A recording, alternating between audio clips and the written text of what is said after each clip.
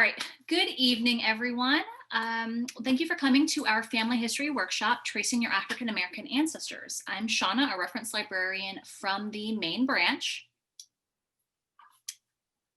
And we've got Nellie. There we go. Hi, yeah, I'm Nellie. I'm from the Dr. B.L. Perry branch. All right, we are pleased to have Dr. Juanita Gaston with us tonight. As an experienced genealogist, she will show you how to trace your African American ancestors using publicly available record collections. Dr. Gaston is a member of the Association of Professional Genealogists and has taught geography since 1977. She has extensive experience working with primary sources such as the US Census, city directories, and handwritten documents. We are working to have live captioning for this program. As soon as we have it set up, you can click on the subtitles button on your Zoom menu bar. We will also be recording this presentation and posting it to the library's YouTube page after the event. You can post your questions to the Q&A or chat box, and Dr. Gaston will answer all of your questions at the end of her presentation. So without further ado, Dr. Gaston, please take it away. Thank you, Shauna. Good evening, everyone. I'm happy to be here today to talk about researching African American ancestors. It's amazing what you can learn. Okay, so my objective for today is to introduce you to some of the most important records and provide tips on how to use them effectively and where to find records. This is basically a beginner's session, but hopefully if you're advanced, you will be able to benefit from the session as well. It is not a step-by-step guide on how to trace your ancestors, but the presentation is designed to showcase sources and show you how to mine those sources for information. So tonight, what the general overview is, I'll show you some of the basics on how to get started. I will identify some key resources, and then I will provide examples from the key resources, and then we will have questions at the end of the session. Okay, so when you begin your genealogy research, you want to begin with yourself. So we are climbing a tree, and you are the ground level, and so we begin with you, and then we work our way up the tree. So you start with yourself and you work backwards one generation at a time. The goal for African Americans in this session is to get us back to 1870.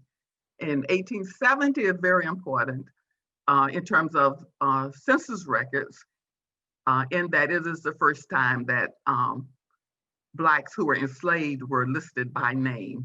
If Blacks were free, they were listed in the 1860 census, but if they were enslaved, then the 1870s, the first one where we're named.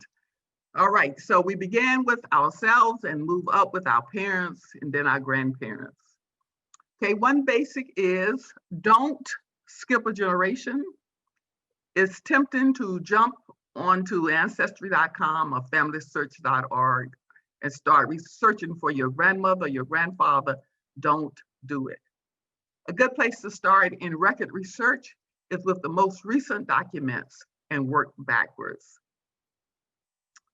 Okay, once you started with yourself, next you want to reach out to relatives, and these sometimes have been called your family human resources. So ask your elderly relatives if you can interview them. Also ask older neighbors of your family about interviewing them. If you can, record their conversations so you can return to them later for clues. Now, as you start your research, you want to avoid tunnel vision. And what do I mean by that? I mean that you don't want to focus just on your direct line, your ancestors, but you want to also look at collateral relatives. You want to look at the siblings of your parents. You want to look at the siblings of your grandparents, your great-grandparents.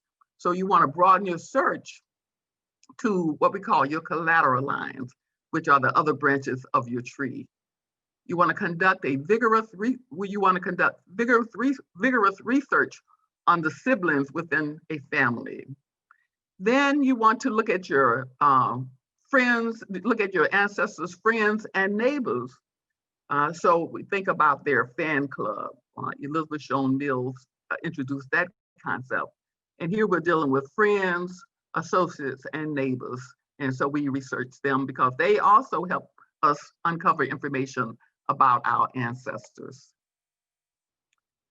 Okay, next you want to collect your documents. And I should say this is not just for African-American genealogy. Anyone tracing their roots within the US can use these. These are just basic principles to get us started. Where African-American genealogy diverges is at during the period of slavery. Then we have a different methodology we have to look at. So you want to collect your documents. So you begin your search at home and you're looking for your family documents. You're looking for birth certificates, marriage certificates, divorce certificates, newspaper clippings, death certificates for immediate family members, any obituaries, fraternal organizations, anything, any records, letters, diaries, family Bible. So you want to amass all those records and for yourself, and then you want to look for your parents' records. So to bottom line it, what you want to do is a sweep through your house to gather what you have, and you will be surprised at what records you have. Also, what you want to do, you want to study the location. That's very important. We need to know the geography of the place. We need to look at county histories. We need to look at maps. We need to look at laws. So all of these are important in helping us to uncover our roots. So make sure you study the location where your ancestors lived. Also, you need to look at migration path. Blacks began leaving the South in numbers in 1920s and 1930s in the Great Migration. Some records say maybe 6 million Blacks left the South going north and west. And so a lot of times people traveled in communities, traveled together. They ended up in the same place, and the people within, they intermarried from the groups within their community. So you want to consider everyone with whom your ancestors had contact as potential relatives. You want to also consider that as people migrated, they often traveled in groups, and you want to consider that group members often intermarried and continued to associate with one another in the new community. Okay, migration path. Okay, this is a map of a migration path. Okay, my family is from near the Birmingham area, from Talladega County, Alabama, and they migrated, started migrating in the 20s and 30s, and they went to Cleveland, and they went basically to Detroit. That's where they settled. A lot of people from Lincoln, Alabama settled in Detroit and settled in Cleveland.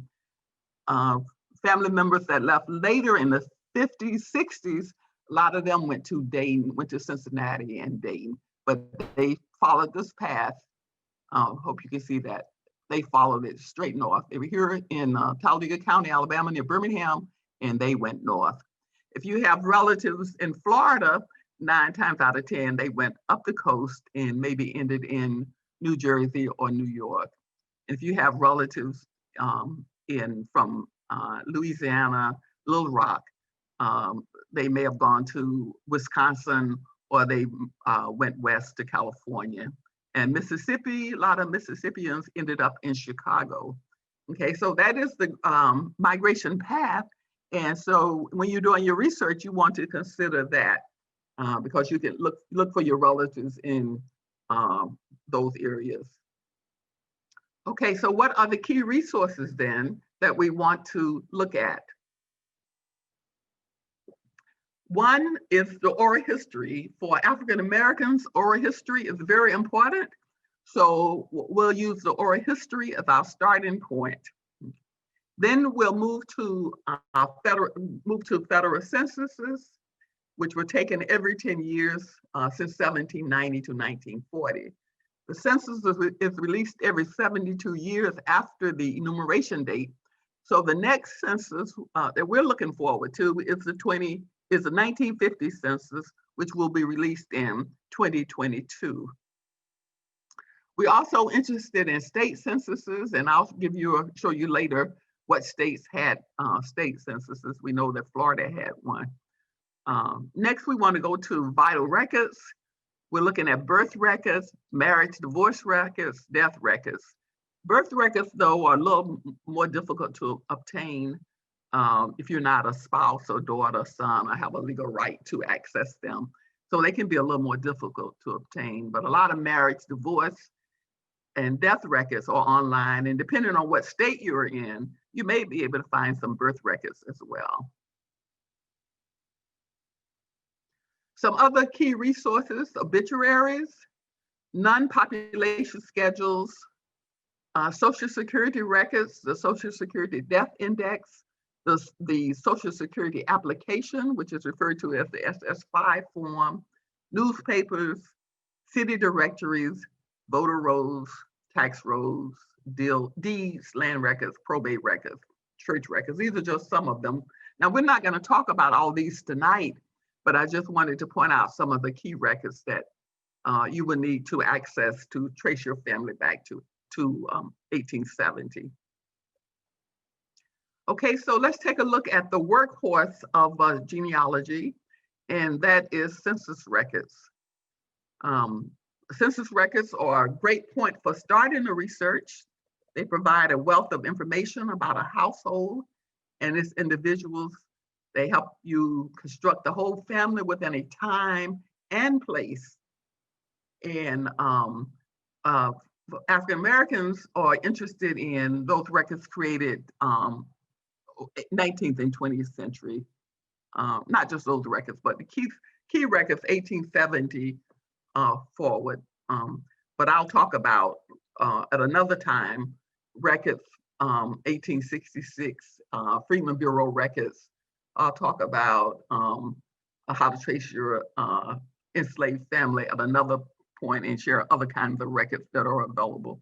But we're talking mainly about 19th and 20th century records in this session here.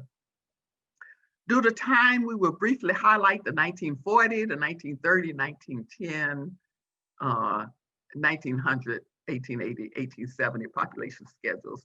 And here, what I'm going to do is just select some key ingredients, key questions from those to show you what you can find, because it is amazing what you can learn. So where do you locate the records? You're probably familiar with FamilySearch.org, which is a free website. You do have to register, but it is free. And you know Ancestry.com, which is available to you at home now through December. And after December, then you'll be able to access it at the Leon County Public Library. And there are some other websites that are subscription-based, findmypast.com, myheritage.com, and of course, the public libraries. Okay, I need to point out that there are errors in census, and I'll show you some as we move forward. So it goes without saying that census records have a high degree of error for a variety of reasons and should be approached with caution. So with that in mind, you have to always correlate census records with other documents. And you also have to correlate your oral history with other documents. So we look for a number of documents to corroborate our facts. Okay, let's move on and talk a little about other key records that we want to find. Vital records, we want to locate birth, marriage, divorce, and death records. And as you work backwards in time, you want to gather these vital records for your family members, for your direct line, and for the siblings of your parents, because they will help you if you research the siblings of your parents. They will help you to find your parents and to document them. So you want to make sure that you find the birth records, marriage records, divorce, death records for all your family members.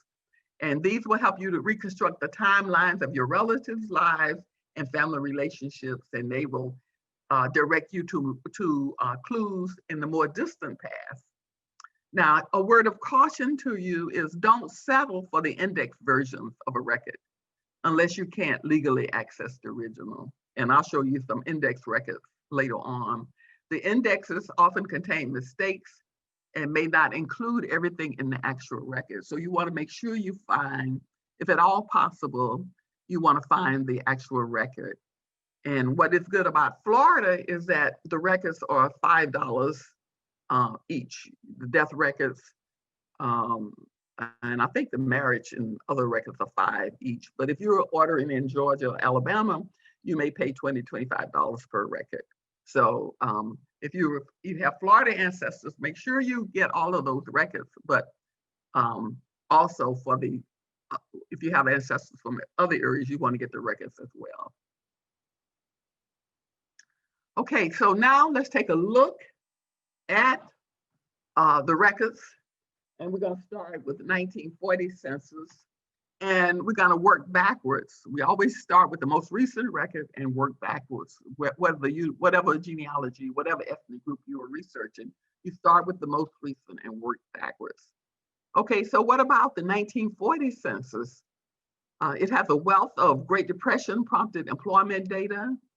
The 1940 census tell you who provided the information. There's a circle X by the name, and that is the person who reported the information. Okay, we'll look at that. Here are some of the work-related questions. This was the first census after the Great Depression. And so there's more than 1/4 of the questions related to employment status and wages, whether they're on a farm, employment, or if they work in a private agency, or they work for the Work Progress Administration, or the CCC, the Civilian Conservation Corps, or the NYA, National Youth Administration, I believe that's the name of that. Okay, so for everybody over 14, then the work status, and so you can look at some of the questions. Was the person at work for pay or profit? I won't go through all of these. Was the person seeking work? Was the person engaged in homework, school, unable to work? Were they in private governmental work? Were they in private or non-emergency government work? If they were, then they answered some other questions, or if they were seeking work. So those are some of the questions. The other work-related questions had to do with what's the occupation, but a lot of census looked at occupation and industry as well. 31, how many number of weeks person worked in 1939? What was the income? What was the amount of money, wages, salary received? Did the person receive income of $50 or more from sources other than money, wages, or salary? Any rental income, and what the number on the farm schedule? Those are some work related.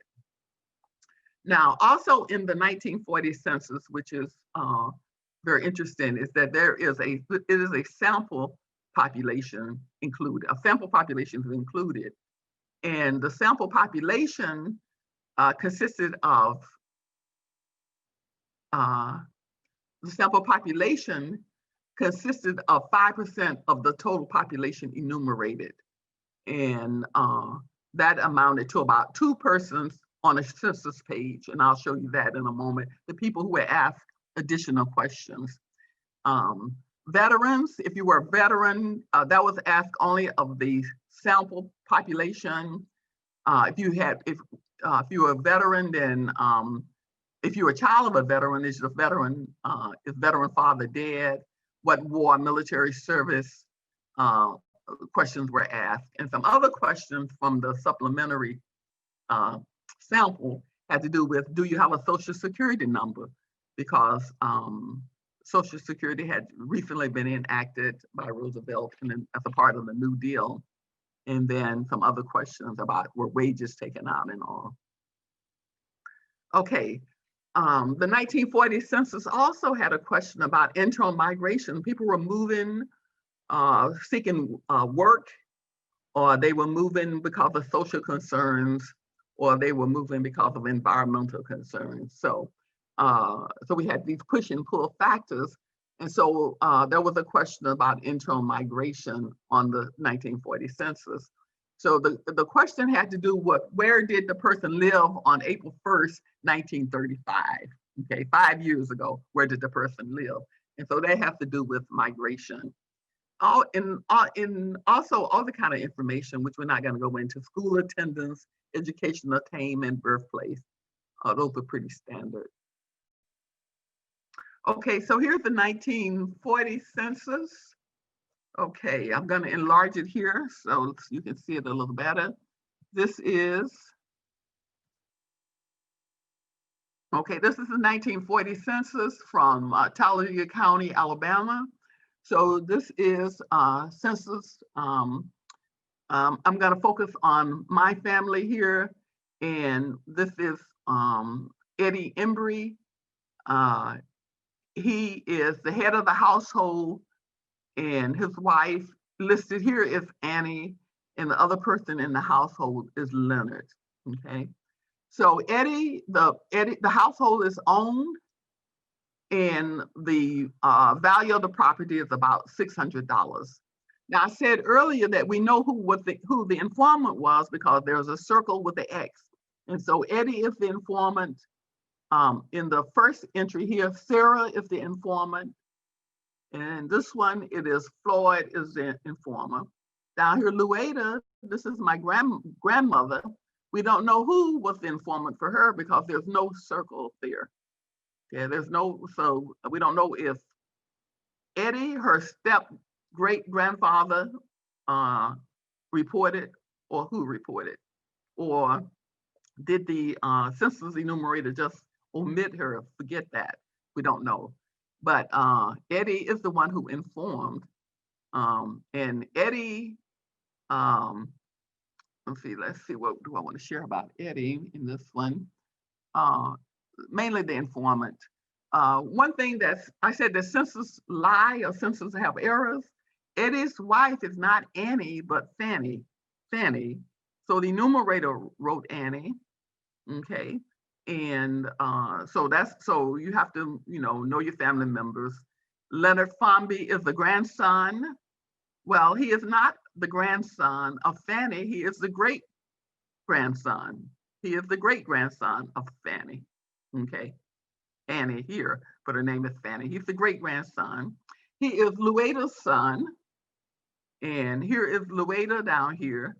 And Leonard is also enumerated in her household. Here he's 17, and with the great grandfather, he's 18. Okay. Here he's in high school, the first year of high school. Okay. And here he's in the 7th grade. Okay. And then her other children are listed: Leonard, Marion, Fannie Mae, Eloise, and it tells their ages and what grades they're in. Okay. Okay. Now I want to point out the sample population. So the line here with the double bar, this is a sample question. This person answers the sample question. James, his last name is Goldstein. James Goldstein. He is about 5 or 6 years old, and in the household of his parents, Samuel Goldstein and Margaret Goldstein. Okay, so he had the random question. Of course, he is not a veteran. He's a kid. He doesn't have a social security number, and he's not working. Okay. The other person who had the random number is not on this sheet, but it's here. It was the person who was at line 73, and this person, Herman Reeves, was the sample questions were directed to him. Okay. And so you can always tell the sample questions on a 1940 census by the double bar. Okay.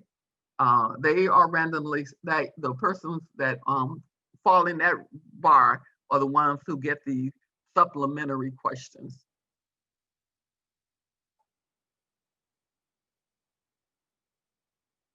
Okay, moving on. Okay, let me get out of this. Okay.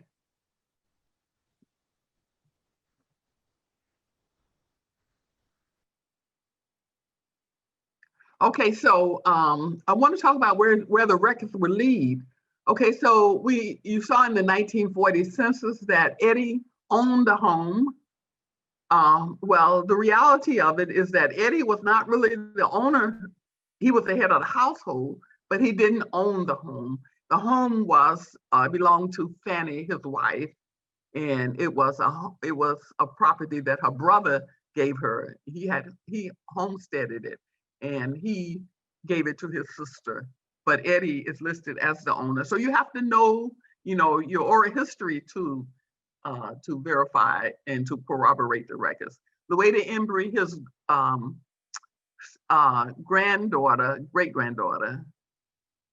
great granddaughter, is rented on the same. She was on the property.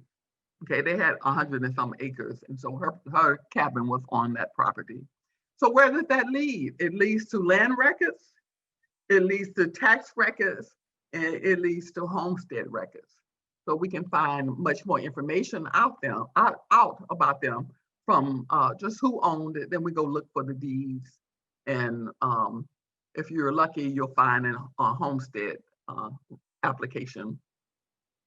Now, the census question dealing with gender and age, they were number 9 and 11 on the form, will lead you to World War I and World War II draft registration cards and other military records. So if males, based on gender and age, they may have signed the World War I draft registration card in World War II, and they may have even served they may even have military service records. So fold 3 is a good place to find military records, fold 3. All right, so you want to squeeze every drop of information from census records. You can get a good sense of how your family fit within the economic and social spheres of their neighbors, where they lived, who were their neighbors, how stable was the area, and were the people in the same place in 1935. Okay, another good thing about the 1940 census, I hope you can see this well, is this is a map of the enumeration district 61.2-2. This is the area that the enumerator was assigned. Okay, each enumerator has a certain section that he or she, I guess she in that day, would converse, and they tried to make it equal in terms of population. Okay, so this is 61.2 and precinct 1, beat 1, and my family. This is the Coosa River here, and my family lived in the bend of the river. I don't know quite where, but it in a place called Embry's Bend, somewhere in here. Okay, so this is really cool for your ancestors, that you can get a sense of where they lived in 1940 by looking at the census enumeration map. Now, I think that's the only one that's available on Ancestry. You can go to Ancestry and find the census enumeration map. I think the others, you probably have to go to the National Archives website, and you may have to just browse through the microfilm, or not the microfilm, but browse through the records to find them, or you may be able to find them when things open up at the Family History Center or the State Archives. Okay, so questions: where can I access the 40 census record free? You can get that free at familysearch.org. That's the best place to find it. And also it's on the National Archives website. And of course, the public library, Ancestry, you have access to Ancestry at home until December. And then after that, you can access the records free through the public library, but at the public library. Okay, so we want to move now to the 1930 census, and I just want to highlight some of the things that are found in the 1930 census, and it's very informative. In the 1930 census, we have the age at first marriage. That doesn't mean that it's the person that you're married to, your current spouse, but it is the time. It is your first marriage, okay? And so where can that lead you? That can lead you to marriage indexes and records of previous census records and marriage indexes. And again, you want to go to what the record itself. Once you find the index, you want to go to the record. Okay. What else is on the 1930 census? The street, if you live in the city, the street address and the house number. They were available not just on the 1930, but the 1880 census, the 1900 through 1930 and 1940. And where do they lead you? They lead you to city directories. You can find city directories in Ancestry, in MyHeritage, and I think on Family Search, I believe. But the city directories I'll talk about a little later on. They're mainly, again, for cities. So my family was from rural areas, lived in rural areas, and they were not located in the city directory. Another thing in the 1930, again, we see a house owned or rented. Again, this will lead to land records. Maybe they owned the land in 1930, but in 1940, they didn't own the home. So that gives you,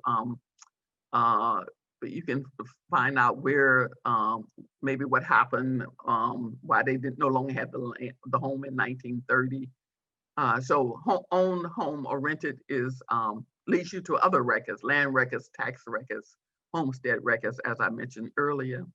And military veterans, veteran of which war appeared in 1940 for the sample population, 1930, 1910, 1840, but for our purposes, African American genealogy, 1840 is not relevant for us.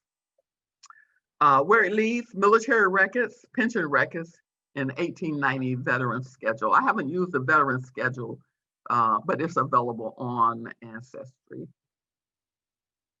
Okay, so let's look at the 1930. Okay, I see a raised hand, Shauna. Are you there? No problem. We're just going to save all of our questions until the end. Okay. Our patron who raised their hand, you are more than welcome to post your question into the chat box or our Q&A, and we will most definitely get to that. Okay, so age at first marriage is very important in this census. So we're looking at, again, my great-great-great-grandfather, step-grandfather. He's not really related to me, but he married my great-great-grandmother, Fanny. Okay, so what age? So he's 51. His first marriage was at age 22. So we could calculate, he's 51. We could calculate about when he was born, and we can calculate about when he married, okay? And then Fanny is 64, and her first marriage was at 18. So we know that Fanny then has been married before because she's 64. This is 1930, so she was born 1870 something. I haven't done my math, but she probably married in the late 1880s or 1890s, okay? Now Fanny, this is not Fanny's daughter, this is Fanny's granddaughter, her granddaughter. And her granddaughter is listed as divorced. She's 34 and divorced. Leonard is her son, not daughter. Remember, there are errors. So Leonard is the son. He's about 7. Mildred, this is an error. Mildred is Marion. She's about 4. And Fanny is correct, okay? And here is S.J. Goldstein. We saw them in 1940. They lived next door to Ed Embry and Fanny Embry. Okay, this is still in Lincoln Precinct 1. This is still in the area where I showed you the map. They're still in that area, okay? All right, so we want to jump to 1910 census. We're still in Talladega County. We're still in Beat 1, which is Precinct 1. And here they called it Blue Eye because of a river. I later they called it Lincoln. All right, so what's important in this census, we're looking at William Madden. and his wife, Icy. Icy is my grandmother, but William Madden is her first husband, so he's not my grandfather. But Icy is my grandmother, my paternal grandmother, okay? So Icy, when we look at this record, we see the number of years in the present marriage. This is here, 18. So they've been married 18 years, so we can go back now and look for what?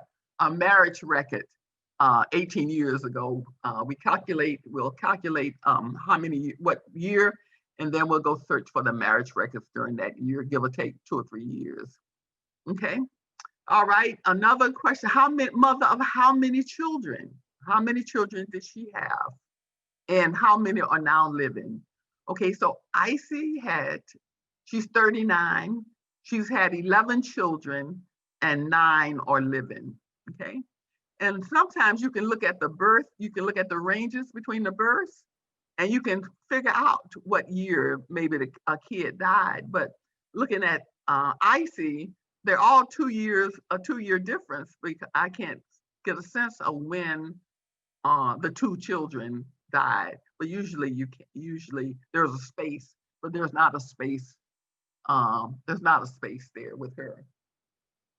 All right, so how many children, where does it lead to death records? If any are deceased, we can look for death records for them. Another question has to do with how many marriages, number of marriages. Well, not so much number of marriages, but is this a first marriage, M1, or is this 2 or more marriages? M2 is not the second marriage, but M2 is 2 or more marriages. So if you've been married 5 times, you would have an M2. If you've been married 2 times, you would have an M2, okay? So where does that lead us in the records? It leads us to marriage records, divorce records, and it leads us to death records. Also, homes owned or rented. I won't go into that because we've already talked about that. Okay. All right, so here is another 1910 census from Lincoln, Alabama, and I wanted to point this out because you have people with the same name, Embry, I think that's Oscar, I believe, Callie and Jerry, and they're all about 132, 135, 134, 136. So we would assume that they are related. And indeed, if we looked at the records, we would find that they are siblings and they live near each other. And if we continue to look 1 page forward, or 1 to 3 pages forward, or 1 to 3 pages backward, we may find their parents living nearby. Okay, just another example from the 1910 census highlighting relatives tend to live near each other. Okay, this is, I think this is 1900. I think this is 1900 census here. And this is, again, Talladega County. And I'm going to start down here with Fanny Bryson. And we've seen her before in the 1940 census, and we've seen her in the 1930 census. So here is Fanny. She was Fanny Embry in the other records. So here, as we trace her back, we find in 1900, she was listed as widowed. She was widowed. And we have another birth date here, birth year, 1849. And in this census record, we also have the month. Somebody reported that she was born in January 1849. We'll look at other records. She wasn't born in 1849. That's a mistake. She was born about in the 1860s. So again, you have to, consult your family Bibles and your elders and your family and your oral history and all, and look for the records to support it. Now, Fanny is widowed, and Fanny had 1 daughter, and the daughter, she has no living children. She gave birth to 1 daughter. She has no living children. So Fanny this is Ida. This is Fanny's It's not Fanny's, yeah, it is. It is Fanny's granddaughter. This is her granddaughter, so this is right. And she was born April 1895. That birth year is correct. She was born April 1895. Okay. And here is Edward Embry. He's a lodger in a house, born 1879, and he is single, and he's in her household. We see later that they marry. Okay, so so these records lead to the date of birth and month and year lead to marriage records again. How many children live in point to death records. So we're getting pointed to marriage records, death records throughout most of these records. Okay, I want to go now to the 1880 census. I'm sort of monitoring my time here. This is the first to list relationships to the head of the household. That's very important because now it gives you, you can attach a wife or siblings to the head of the household, a cousin, whoever's in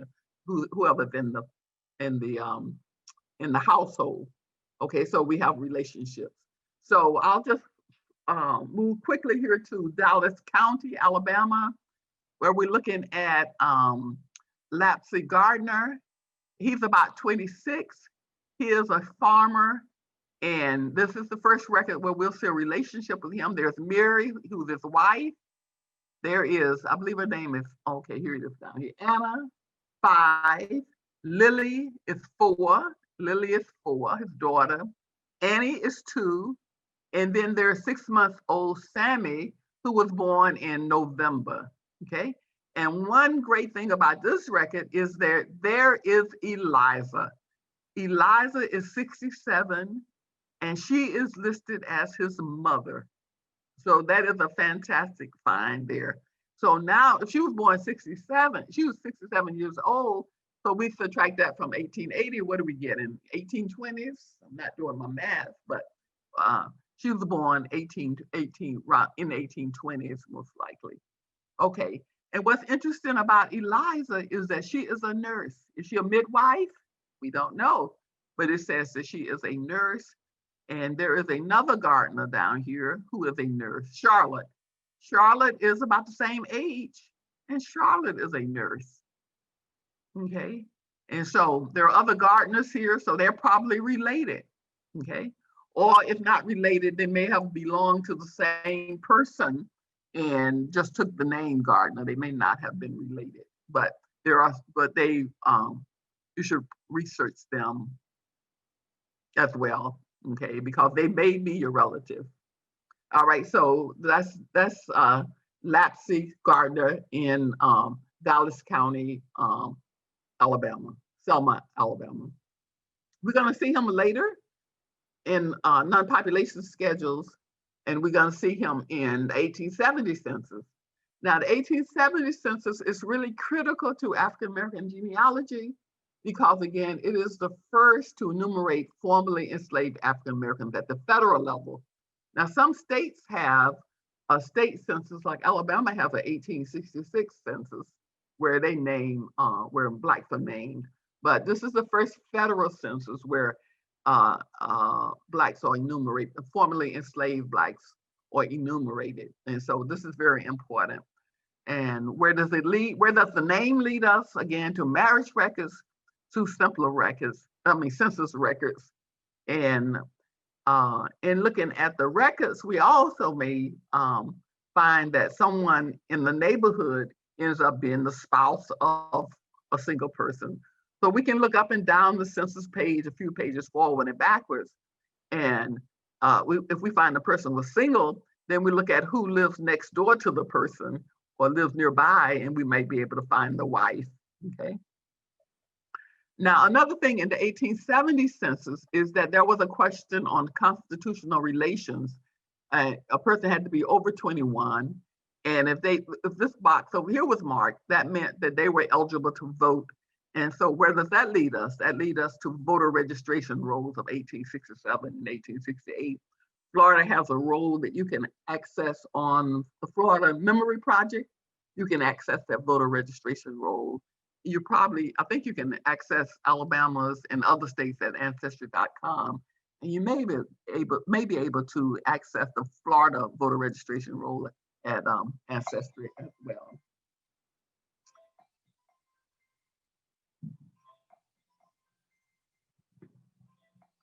Okay. Now, this sheet, I just put this in to enlarge it a little. Okay, to give you some idea of what clues are available on census clues to your ancestor live. So just a quick overview of this, the names, it tells you when the names were listed. For Blacks, again, it's 1870 through 1940. The family relationships, 1880. It tells you when age, it gives information on 1790 to 1840, but we're not interested in those right now. It tells you the birthplace, 1870, 1880, birth date and birthplace in the 1870, 1880, 1940 census, race and ethnicity. Those change for Blacks over time. Blacks may be listed as Black or Negro, colored, or mulatto. So those terms changed over time. And a lot of times, if mulatto was listed, it was based on what the enumerator, how the enumerator, decided to classify. It wasn't because people said they were mulatto, but the census enumerator wrote that in. All right, so marriage is also included, parents, real estate and personal property, education and literacy, occupation and employment, military, physical and mental health, and some. Okay, so you have lots of records there that help you to find very interesting information on your family. So again, you want to mine the census records.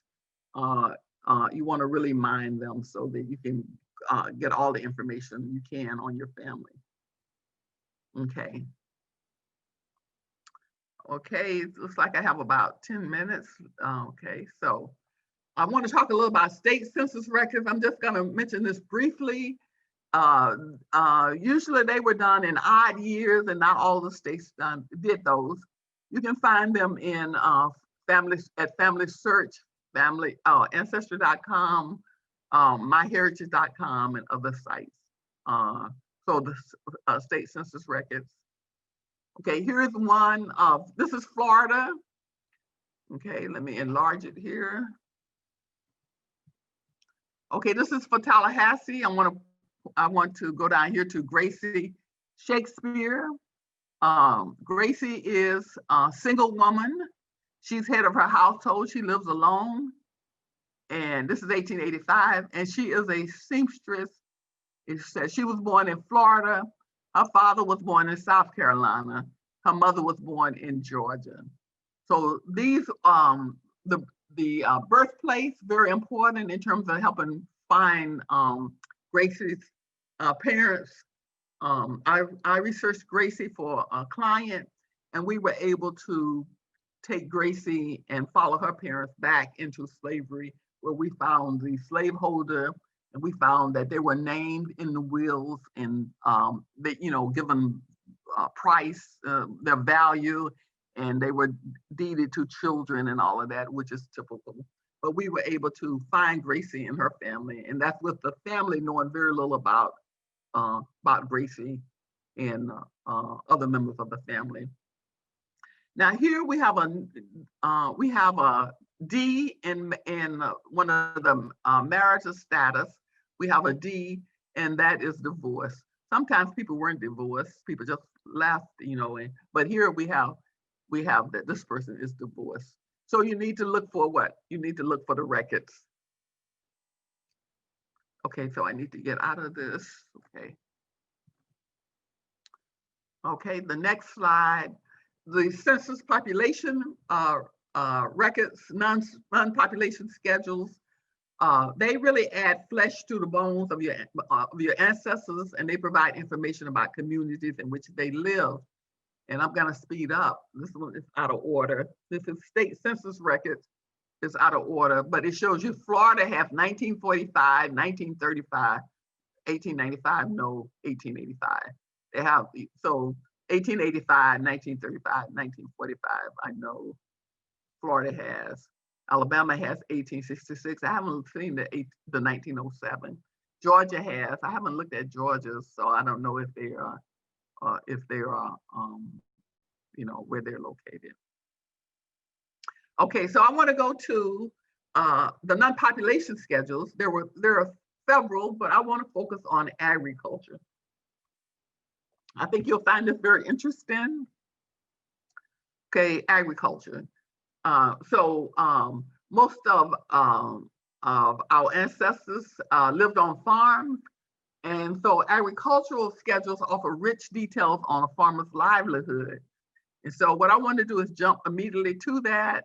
I'm going to look at 1885 Florida agricultural schedule for L. Dead Wiley. Okay, and so here is his transcribed document. Enlarge it some. Okay, so this is it. This is L. Dead Wiley. This is the production of agriculture in Hamburg, in Madison County, and this is June 18th, 1885. Okay, and so Lewis Detwilder it gives you the owner of the land. It tells if people farm, rent, if they're tenant farmers or if they're sharecroppers. So he is a tenant farmer here, and he is on 80 acres.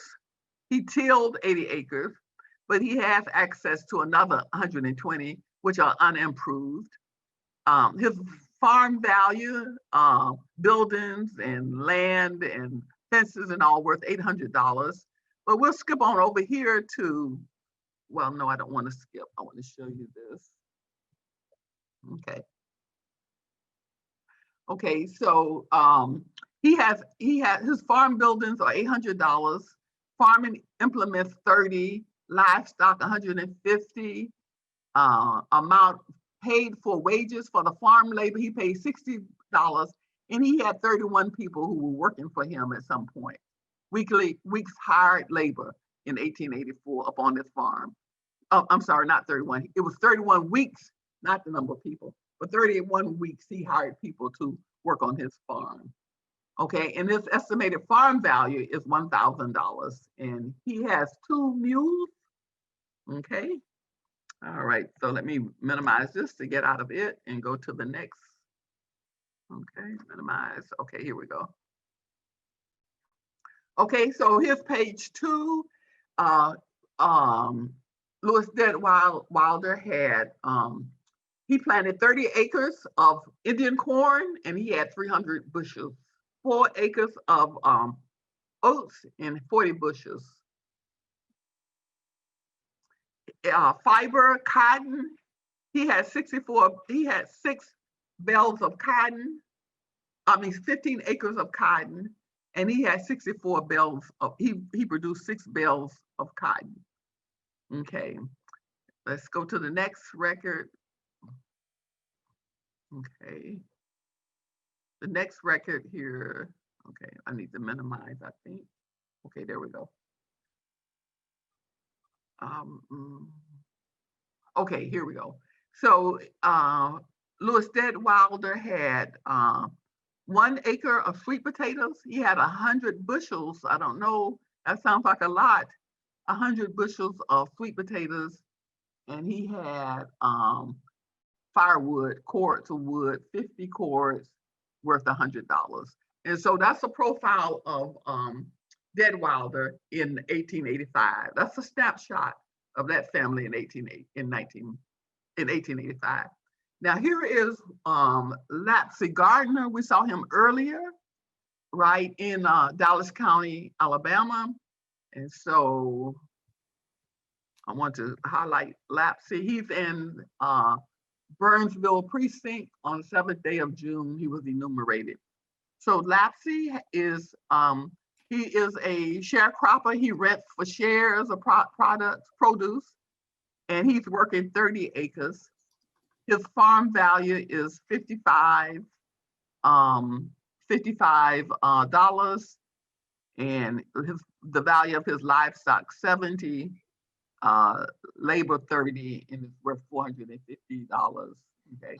Dr. Gaston, we are about out of time, so I just want to leave a few minutes for questions. Oh, okay. You just All want right. to So, wrap up soon, that would be, and then we can do some question and answer. okay. All right. So, let me just finish this one and then we'll go to questions. Okay.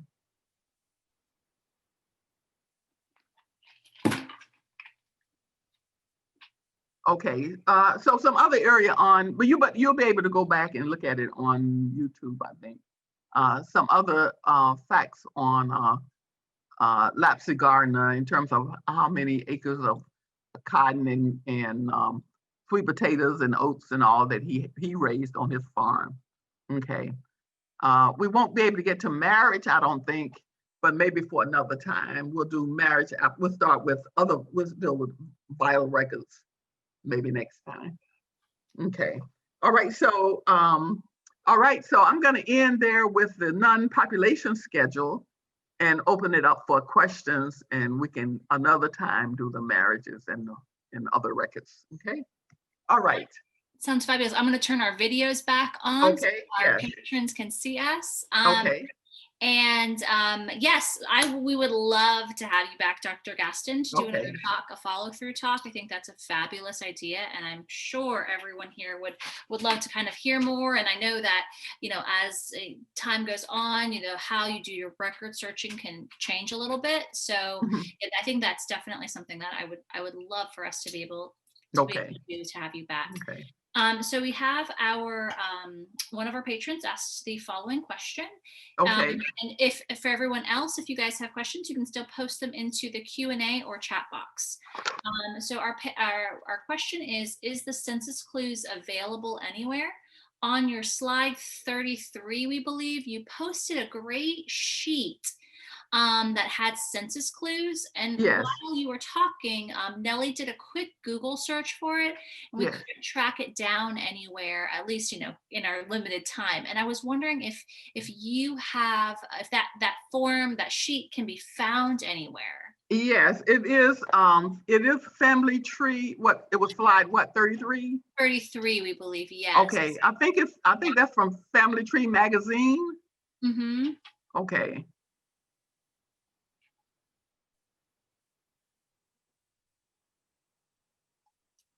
Yeah, it's from Family Tree magazine. Got it. Okay, and I didn't list the date, but I can get you that. Yes, Family Tree magazine, census clues to your ancestors' lives. Yes, Okay. that sounds really interesting. And I love all the kind of phone numbers and details in that sheet. So we can see if we can track that down. Mm-hmm. So if we have any other questions, we've got just a couple more minutes. We can probably devote to questions. Let's see. All right.